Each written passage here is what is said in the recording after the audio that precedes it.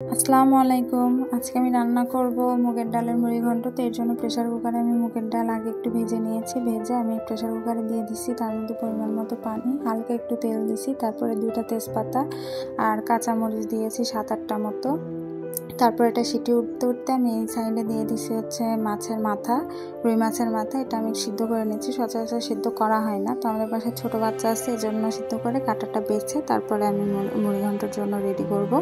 তো এর জন্য আমি কড়াই দিয়ে দিচ্ছি, এর মধ্যে মশলা টশলা সব কিছু দিয়ে দিচ্ছি। মশলা যেমন তেজপাতা, আদা রসুন বাটা, তারপরে মাছের ওগুলো কাটা বেছে দিয়ে দিচ্ছি। এখানে আমি তারপরে মুগের ডালটা ঢেলে দিচ্ছি। এরপরে আমি সব কিছু কষাবো।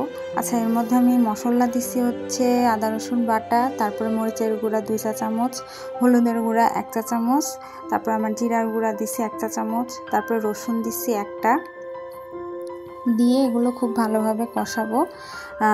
তারপরে কষাতে এর মধ্যে আমি হচ্ছে ছোটো এলাচ দিচ্ছি 2টা। তো এই তো এগুলো এখন কষাবো ভালো করে যতক্ষণ তেল বের হবে না। তেল বের হওয়ার পরে আমি এখানে পানি দিয়ে দিচ্ছি। আমার হচ্ছে 5 কাপ মতো পানি লাগছে। প্রথমে আমি 4 কাপ দিয়েছিলাম, তো ভাবলাম আরেক কাপ দিলে একটু মানে বেশি ঘন করব না আর কি, আবার বেশি পাতলাও করব না, মিডিয়াম রাখবো। তো এর জন্য আমি পানি দিয়ে দিচ্ছি। এটা এখন বলক উঠবে, যতক্ষণ হচ্ছে এটা বলক উঠছে না ততক্ষণ হচ্ছে ঢেকে দিব। ঢেকে আমি কিছুক্ষণ পরপর নেড়ে দিচ্ছি। তারপরে মুগের ডালটা আমার যখন এরকম হয়ে যাবে থিকনেসটা, তখন আমি এখানে হচ্ছে আমার সেই স্পেশাল মশলাটা ছড়াই দিব, দিয়ে যেটা স্কিপ হয়ে গেছে। তো যাই হোক, এটা এখন আমি নেড়ে দিচ্ছি। এই তো আমার মুগ ডাল রেডি।